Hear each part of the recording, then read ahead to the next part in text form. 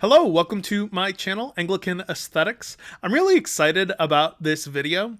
In this video, we're going to cover the life and legacy of Richard Hooker, as well as Book 1, chapters 1 through 10 of the Laws of Ecclesiastical Polity.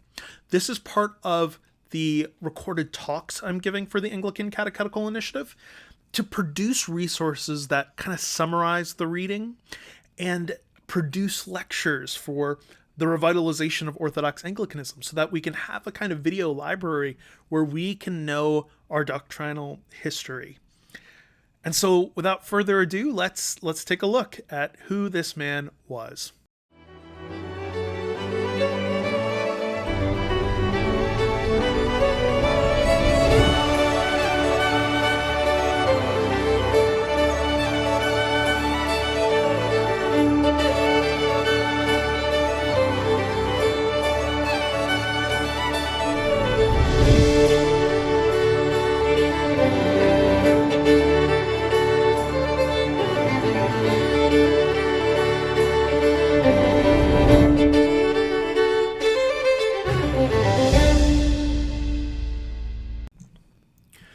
Richard Hooker was born in a region of England called Exeter.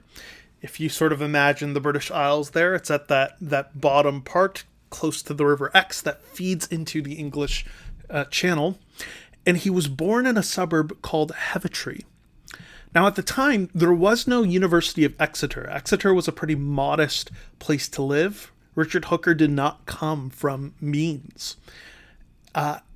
I have up on the screen here a church that would have been that was built in the medieval ages, and he would have probably attended in his youth. And it's important to remember that this was the church that served many, many people who just didn't have wealth. And so already off the bat, there's a kind of interesting contrast between Richard Hooker and some other great figures of history. Some other great figures of history come from means, but Hooker sort of stands out for his intellect and his demeanor, and this will be noted from a pretty early age. Now, some important background. In 1549, the Prayer Book Rebellion happens. If you remember, in 1549, the first edition of the Book of Common Prayer is issued, and it is imposed onto the English Church. And English Roman Catholics resist this. The prayer book seems to smack of Protestantism, which is kind of an interesting contrast to what will happen later, where the prayer book to the Puritans will smack of popery. Really interesting. But they're going to resist the imposition of the prayer book and the speaking of the Mass in the common language. And as a result, they're going to put Exeter under siege. But the prayer book rebellion gets brutally put down, like many rebellions at this time. And John Hooker, Richard Hooker's uncle, is going to write one of the best known histories of it. And it's going to be incorporated into Raphael Holinshed's Chronicles of England in 1587. Now, John Hooker was pretty Erastian in his political philosophy. That is to say that for an Erastian, the church is a subsidiary of the state. So whereas in a classic two kingdoms view, which often wrongly gets misrepresented as separation of church and state, not what it is. In a classic two kingdoms view, there's this sort of dynamic interaction between the church and the state where they have separate spheres of authority, a separate sort of domain, a distinct domain, but they're both sort of mutually serving each other. This is the sort of model of Calvin's Geneva. But John Hooker, at least, is Erastian. The church is essentially a function of the state. Now, he's also pretty evangelical in his outlook. He becomes swept up into the Reformation and he becomes convinced. Now, early on, what's going to be interesting about the prayer book is that it centralizes the theology of the word. If you've prayed morning prayer or evening prayer, you know that it's a liturgy chock full of scripture. It is designed to catechize you through prayer. And this feels unusual at the time. It feels very quote-unquote Protestant to do that at the time. And that's just something I think interesting to take note of. Now, Richard Hooker was born in probably 1554. Isaac Walton's biography, it's one of the best known biographies we have of Richard Hooker in the 17th century, says 1553, but most historians, from what I've found, seem to say either March or April of 1554 is when Richard Hooker is born. And he's precocious. He absorbs everything he learns, and his schoolmaster takes note. So his schoolmaster solicits John Hooker, Richard Hooker's uncle, because evidently Roger Hooker, his father, for whatever reason, didn't seem to be too involved in Richard's schooling. We don't know too much about Roger Hooker. But John Hooker then seeks to patronize Richard on account of Richard's intelligence. And John Hooker is well connected. He connects Richard to the famous Bishop John Jewel, who wrote the Apology of the Church of England. And John Jewel, noting Richard's intelligence, secures a pension for Richard's continuing education. At this time, that was basically, if you didn't have wealth already, you had to find a patron in order to do higher education. And after Jewel's death, Dr. William Cole, the president of Corpus Christi, secures a fellowship for Richard. So Richard begins in Oxford in 1569 at the age of 15. Now, the maximum age for admission at this time was 19. So he's on the younger side, but this wasn't wholly unheard of at the time. And his tutor was John Reynolds, who becomes a leading Puritan. Now, at the time, a tutor was more than just someone who kind of meets with you once a week and coaches you through schoolwork. A tutor is essentially an academic master. You're, as it were, almost apprenticed to a tutor who's further along than you in their education, and they set your course of study. They assign you readings. They grade you. They report on your progress. They're very involved in your educational process. And it was a way of making those who were further ahead in their education responsible. They're already learning how to teach by virtue of teaching as a tutor. And this will develop a lifelong friendship. Richard Hooker, through his friendship with John Reynolds, will see the Puritans as fellow Christians. He earns a bachelor in 1573, earns the honorific of disciple, and he studies the trivium and the quadrivium, sort of the foundations of the classics. Now, between 1573 and 1575, Bishop Edwin Sandys, very influential bishop at this time, has Richard Hooker tutor his son, also named Edwin Sandys, and Richard earns a MA in 1577, and he becomes a kind of probationary fellow. So basically, he was doing doctoral work, and through the academic plan he developed with John Reynolds, he was slotted for a doctorate in 1581, but he actually never receives it. And this was true for just a lot of people at Oxford. They often just ran out of funding. That's probably what happened to Richard as well. He's a tutor to Edwin and George Cranmer, who is Thomas Cranmer's, I think, nephew or grandnephew. And Bishop Edwin Sandys becomes the Archbishop of York. Now, Richard Hooker is ordained a deacon and a priest sometime in the range of 1577 to 1581. And in 1581 or 1584, in London at St. Paul's Cross, St. Paul's Cross is an open-air pulpit. It's northwest or northeast, I think, of Exeter, like 40 miles or so. And it was a cross that was a kind of pulpit stand that was set up outside of St. Paul's Cathedral in London. And in this open-air sermon, it's often people would preach there, were appointed to give sermons here in this sort of pulpit. He seemingly contradicts John Calvin on predestination. And that is kind of his first brush with controversy here. It's going to follow him around. He stays in the house of one John Churchman. He eventually marries the Churchman's daughter, Joanne, but he actually only does so in 1588. Now, it's interesting because Isaac Walton's biography here frames this as sort of Richard Hooker was duped into this terrible marriage, and his wife Joanne was just so bothersome. I mean, instead of letting the scholars study, she made him rock the cradle. This sort of thing. And the problem with Isaac Walton's biography is this book called The Judicious Marriage, where original records were actually brought to the fore. And it was demonstrated that Isaac Walton got the date of Joanne's marriage to Richard wrong.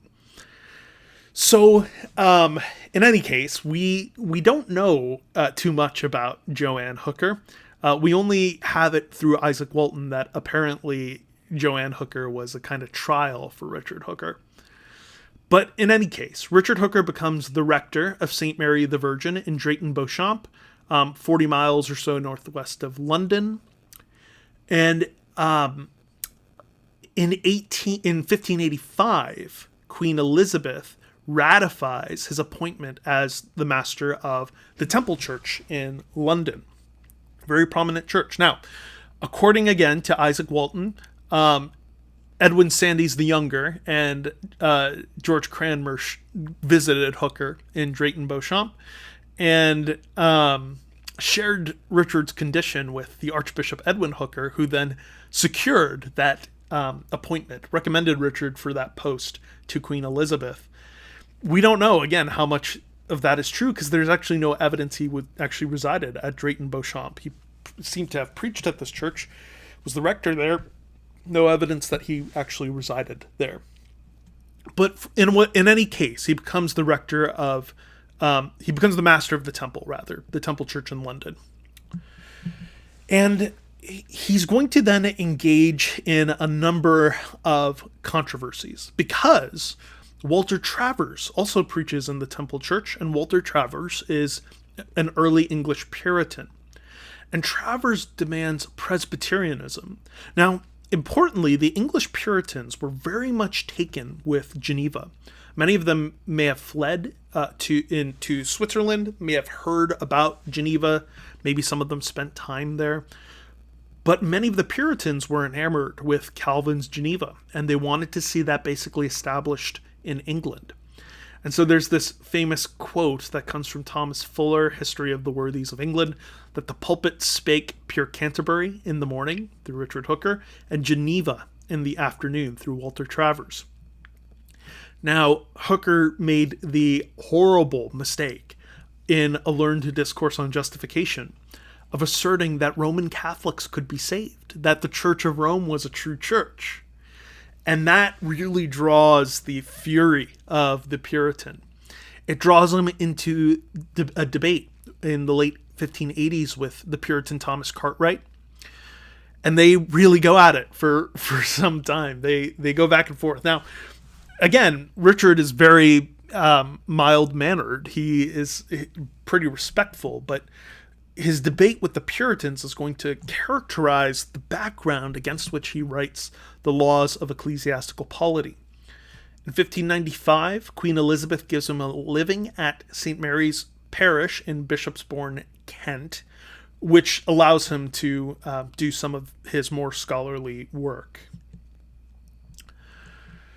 Now, the legacy of Richard Hooker is that he really embodies the concept of the Via Media between Geneva and Rome.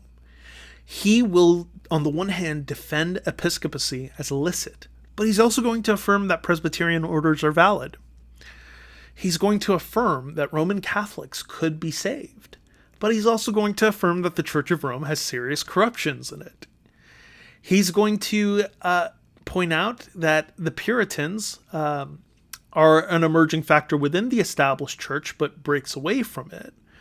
And in his controversy with the Puritans, he's going to develop a kind of view of history that sees history as having a kind of normative force on the church's life. And so the character of Anglicanism gets more clearly defined in the wake of the controversy with the Puritans. Okay, so that's kind of a broad overview. Now let's take a look at the laws of ecclesiastical polity themselves. Now remember, I said that Richard Hooker is going to develop a view of history in which the history of the church is going to have a degree of normative force on the discipline of the church.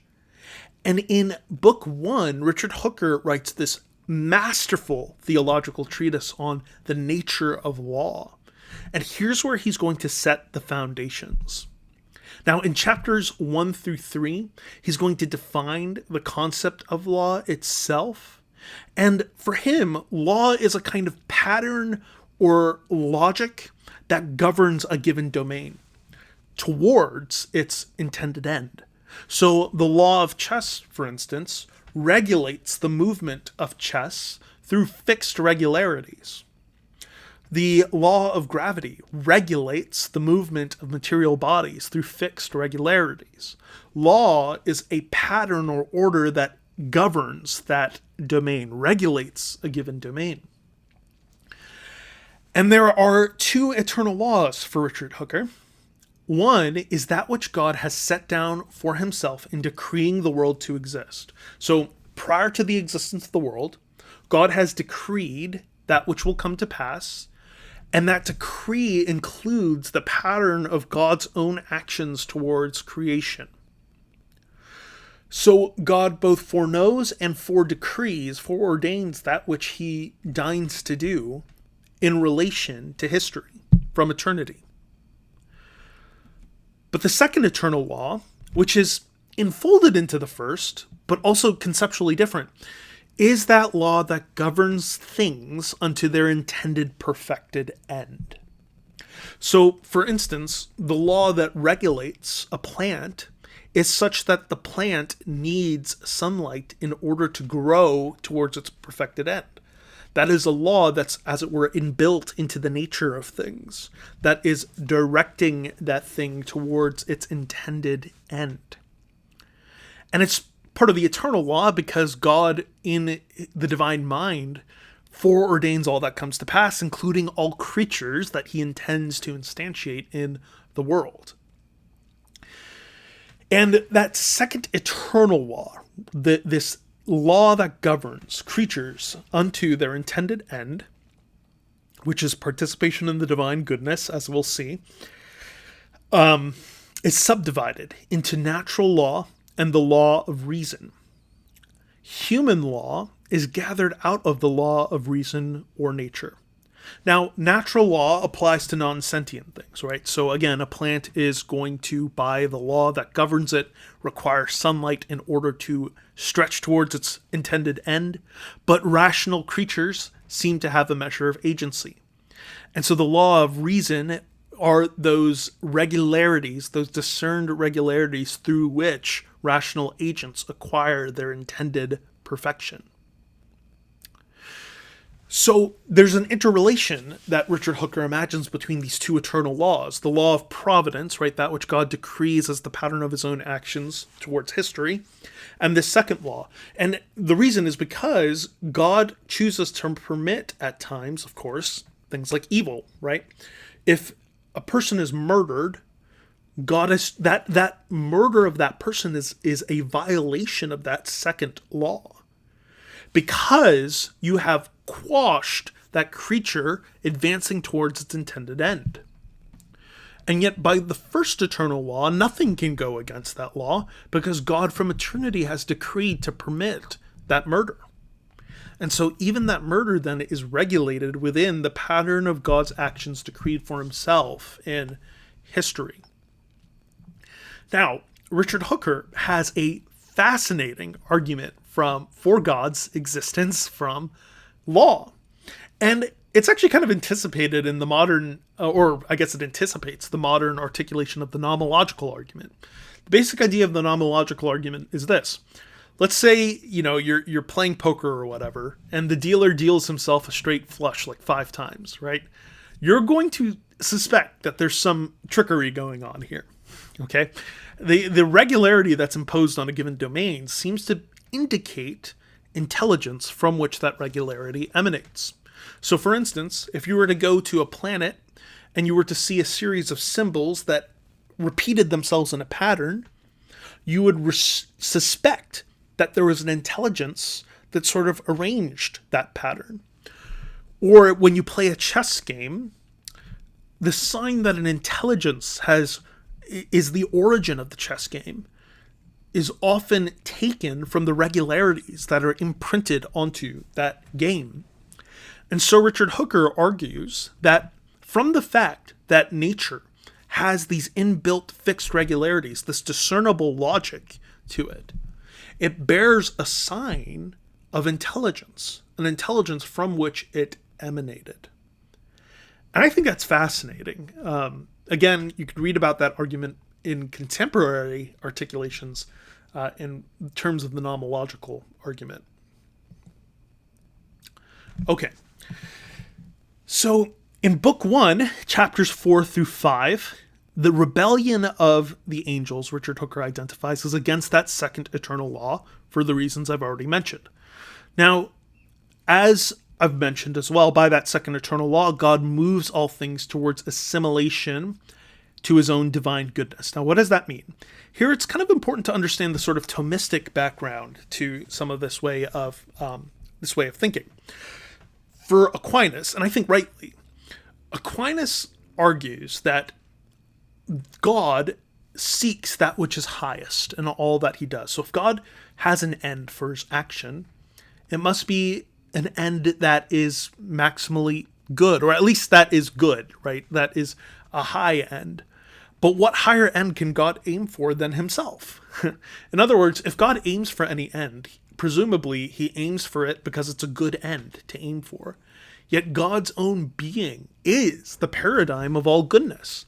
And therefore, if God adjudicates an end as good, it's because that end in some way reflects the goodness of the divine nature.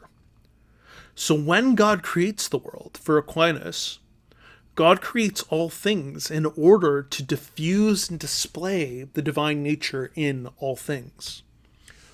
This creates things not to gain perfection, but to completely give or display or communicate the divine perfections in the creation of the world. This is from Richard Hooker. Quote, again, since there can be no goodness desired which proceedeth not from God himself, as from the supreme cause of all things, and every effect doth after a sort contain, at leastwise resemble, the cause from which it proceedeth, all things in the world are said in some sort to seek the highest, and to covet more or less the participation of God himself. Yet this doth not so nowhere so much appear as it doth in man, because there are so many kinds of perfections which man seeketh. The first degree of goodness is that general perfection which all things do seek, in desiring the continuance of their being. All things, therefore, coveting as much as may be to be like unto God in being ever, that which cannot hereunto attain personally, doth seek to continue itself in another way, that is, by offspring and propagation. The next degree of goodness is that which each thing covets by affecting resemblance with God, in the constancy and excellency of those operations which belong unto their kind. The immutability of God they strive unto, by working either always, or for the most part after one and the same manner. His absolute exactness they imitate, by tending unto that which is most exquisite in every particular.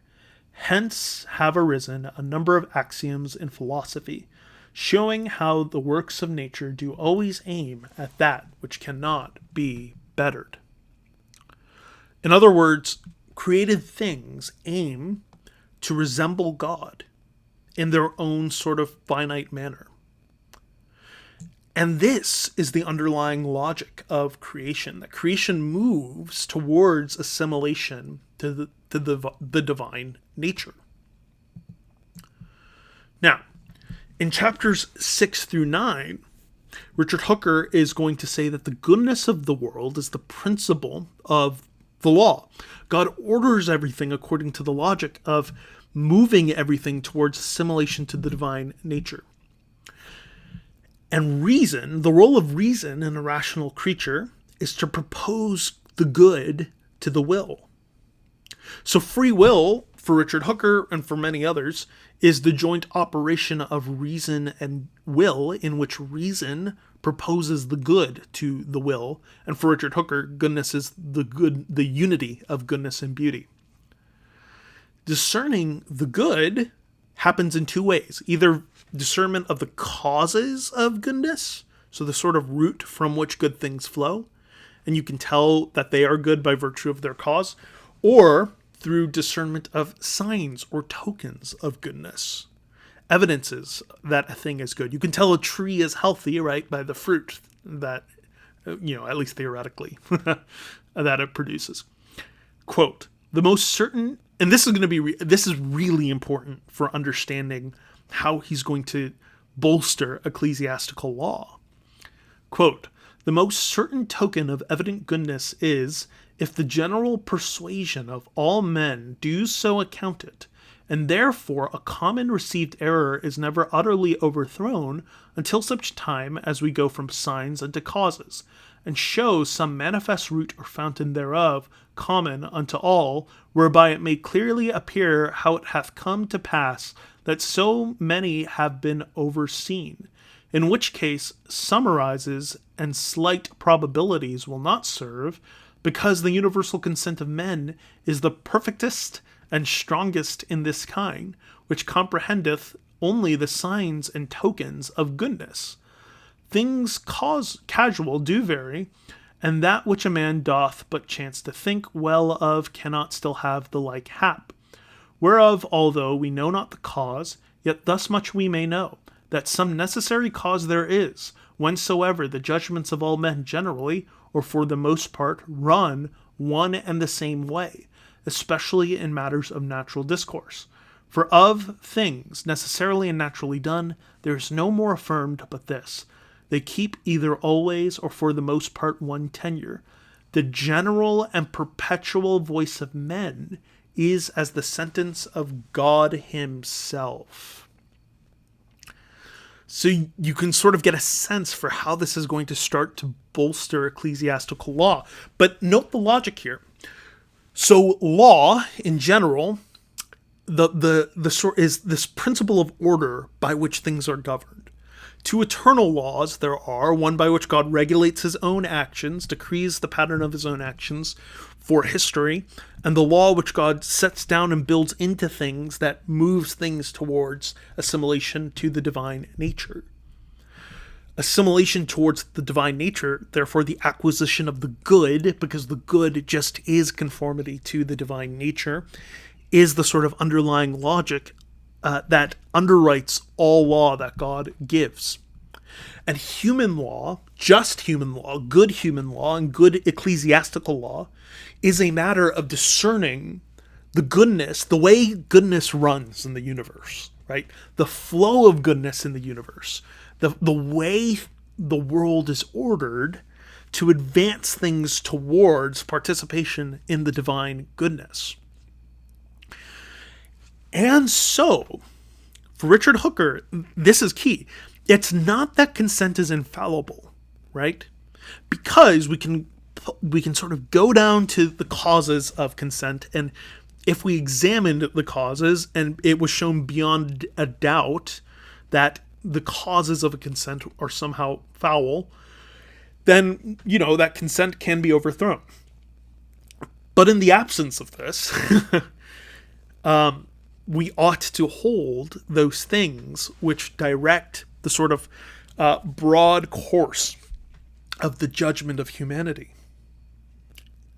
And so in the church, Richard Hooker is going to argue that those things that have been held onto for a while and appear throughout the large swath of the church that don't contradict Scripture should be held onto. And that's in keeping for him with the way that we discern the good in other domains of life. For instance, if the medical community, right, agrees on some remedy for, asthma, I'm going to trust them, right? I don't have the expertise to examine the cause of their consent. And so their consent functions as a guide for me to rely on. And for Richard Hooker, shouldn't we think that the church's judgment is at least reliable? It's not to say it's infallible, but it is going to be a reliable and only to be overthrown if it can be shown definitively that the causes from which such consent proceeds are tainted. Now, here's what's interesting. He's also going to argue, he's going to set the foundation for thinking about the law of the church from considering the laws of body politic in general. And for Richard Hooker, he says the following. I just think this is fascinating, because I get critiqued sometimes in pushing Christic liberalism for pushing a kind of modern idea. And in some ways I'm pushing something that's modern, but it's not what people think it is. People will often fault Rousseau or Locke for talking about government as derived from the consent of the people. That part is not where classical liberalism is innovative. You can find this exactly here in Richard Hooker. You can actually find it in Aquinas as well, and Marsilius Padua. But Richard Hooker says the following, quote, "Of this point, therefore, we are to note that since men naturally have no full and perfect power to command whole politic multitudes of men, therefore utterly without our consent, we could in such sort be at no man's commandment living. And to be commanded we do consent, when that society whereof we are a part hath at any time before consented, without revoking the same after by the like universal agreement. Wherefore, as any man's deed past is good as long as himself continueth, so the act of a public society of men done 500 years since thence standeth as theirs who presently are of the same societies, because corporations are immortal. We were then alive in our predecessors, and they and their successors do still live. Laws, therefore human, of whatsoever kind, are available by consent." So for Richard Hooker, now contra Locke, where Locke is innovative, is he's going to kind of view political society as somewhat unnatural. It's against the state of nature. Richard Hooker is going to side with Aristotle and say, no, we're naturally sociable. And the foundation of political society is sociability, right? This proclivity towards society with our fellow man. And that's going to sort of bind us together. But we are going to form a body politic to secure those things that are requisite for our life together, that are easier to secure together rather than as individuals. And the power of those societies that we thus form derive from the consent of the governed living together, but the consent to live under a common rule. That's what's going to be relevant to ecclesiastical law. I'm going to stop pitching Christic liberalism. Okay, so what's relevant to ecclesiastical law is this. For a society, for a body politic to cohere, there must be a common rule, a common sort of pattern of life that they agree to live under. And so laws of a body politic enable this mutual sharing of a common life. And as is going to be hinted, laws in the church are going to enable a cohering of our common life as one body. We're going to cover the rest of his treatise on law next time, but you can already begin to see the sort of foundations that he's building to argue for the binding force of long-standing ecclesiastical law. And this over and against the Puritans, who are going to argue that everything that's imposed for the church has to be either explicit or by good and necessary consequence from Scripture. And Richard Hooker is going to say no. And he's going to call out the Puritans and say, you guys don't even do this, right? They keep, and a lot of them keep the custom of godmothers and godfathers, right? And his argument is going to be that the long-standing wisdom of the church, the long-standing customs of the church are a surer, safer guide than recent innovations, unless one can demonstrate that the causes from which the church has cohered in manners of discipline are rotten. And of course the Puritans, and no one, has ever done that. Thank you so much for watching. I hope this was helpful. I look forward to covering the rest of Book 1. God bless.